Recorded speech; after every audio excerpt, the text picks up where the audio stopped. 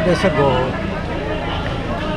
mayroong meeting sa Comelec sa Manila para po sa isang magandang pinahiti kailangan pirmahan. Nandun ang presidente namin, nandun si Atty. Marian Arnado, ay kasi para pag-usapan ko yun. Meron ang pipirmahan yung dokumento.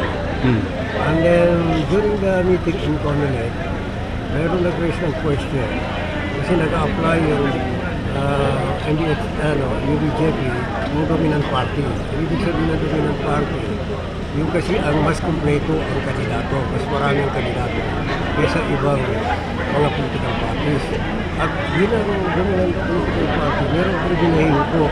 Halimbawa, yung resulta po ng election, yung ano bang tawag dyan, yung resulta, halimbawa, ang ulang-ulang tanggap ng copy ng resulta ng election ng UBJP po kasi dominant political party. Ano po yung update doon sa kinwestiyon po ng BFP yung accreditation na yun po, yung sa major?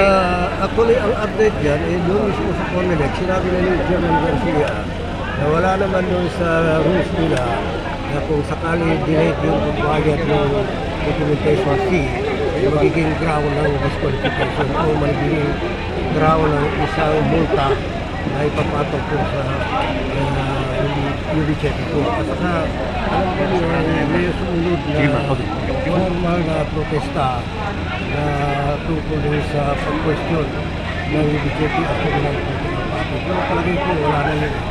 Simutan na kadimit na yun kasi dito sa Comelec, binagit na ni Garcia na hindi sapat na dahilan na magkakaroon ng problema ang Meaning po ang UBJP po na-comply po lahat yung po mga requirements para maging... sa tingin po namin wala na yung problema. Opo. Hindi nakadimit na. Ano yung mga inaasahan sir? Kailan ba ito i-anunsyo ng Comelec? Para sa dominant party na binabanggit? Hindi ko alam kung kailan nila i-announce yan. Pero de facto na hindi pa lumalabas na yun. Sa tingin ko dyan, yun ang muta na kadimit. Halos walang sesa yan. Pero hindi na lang natin. At PBJP sigurado kami inshallah na wala magiging sagabal tungkol sa tuluyan na mag-declare ang UBJP as dominant political party. Sir, ano na... Sir, I don't know kung alam din po ninyo kagabi nagkalat yung mga post na alhamdulillah. Alam natin na simpleng bagay lang ito, pero ano po bang pagkakalam niyo dito sa alhamdulillah na binabanggit sir? Alam mo sa Islam, kung ang darating sa inyo ay binaya, alhamdulillah, thanks to Allah. Ang problema naman ay sababag sa bata. Hindi ko rin alam kung ano ba yung ibig sabihin ng alhamdulillah. O sa Islam, pagbigas mo ng alhamdulillah, malaking bagay yan. Malaking reward yan. Ay hintay na lang muna natin kasi napakarami nag-post ng alhamdulillah. At kahit na ako, pati ako, hindi ko alam kung ano ba yung magandang balita. Alhamdulillah. Sir, ang inyong opinion po sa paglipat ng mga local officials sa ibang partido na dati ay miyembro ng UBJP, ano po yung opinion ninyo? Well, para patuloy na, hindi natin nasisisi lang. Hindi natin pagpangin ha. Yan ay natulad doon sa karapatan nila na pumili kung ano gusto nilang political party. So that's normal. Ang importante lang hindi naman nila masama yan. Kasi meron yung mga political party o mga kandidato yung lumilipat sa amin. So that's natural in an election. Sir, wala pa rin GPH panel chair hanggang ngayon.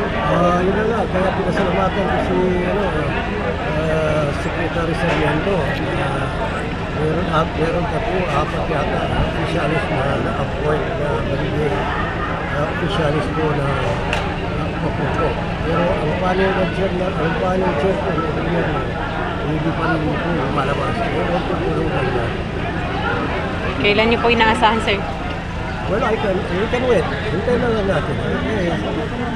Siyempre, kailangan din yan. Pero sa gobyerno na yan, kailangan nila kaya na sila ng-check. Okay. Mensahe na lang. After nitong development na ito, sir, nasa brigada tayo. After ng development na ito, ano yung next move ng United Bangsamoro Justice Party, sir? Well, marami po bang aktibidad. Meron sa Lalo, meron sa SDA. At tuloy-tuloy po, ito yung voters education po. Kasi campaign. Nakalaman po ng tao ba yun? Nakalaman din po. Ano ba yung ginatawag na pagalitan? Dahil ang sinabi namin kanina, unaw ito, wala po tayong skill experience tungkol dito sa parliamentary system. Kailangan nalawag ang kampanya po natin para implementan na Sa ngayon, kumusta? Masasabi ba natin na solido pa rin ang UBJP? Minister Sir? Kasi alam nyo, yung United Bangsamoro Justice Party, ang strength po namin sa taong bayan. Yung popular support po, siguro pag 90% supportado ang mga kapatid. Kaya ako medyo hindi ko magandang balita, yung nililipat. Pero karapatan nila yan, kaya na sinabi ko. At sa ang kapatid ng taong bayan, kasama natin. Yung discovery ko rin, sabi ko. Mission not impossible. Not a mission impossible, but it's a mission impossible. Kaya nung pag-organize ko namin ng MIT, walang sumabahan sa amin. Pero hanggang ngayon, iba ang inibigyan ng MIT. At ganito lang, still standing, despite ang challenge. And then, pangalawa, yung pag-negotiate namin, very good pa lang sa atin ng taong bayan. Expanded Central Committee meeting. Expanded Central Committee meeting. Tanong mo daw ano mga issues na talakay. At saka si Chairman, natanggal. Si Pagulay, natanggal na rin. Si Ayala, pinanggal na rin. And then, nagiging deputy speaker kasi natanggal rin. Si Pagulay, ako natanggal. Kasi noon, halos walang sumali. Walang gustong sumali kasi life or death ang struggle. Pero nung bumunga na yan, marami na rin. Hindi naman natin sila nasisisi. Dahil ito yung struggle ng MIT para sa buwan. Pero yung concern ko sa transition, dahil klaro po sa FAB, sa CAD, sa pagsagot organic, very good transition ang magliliyan.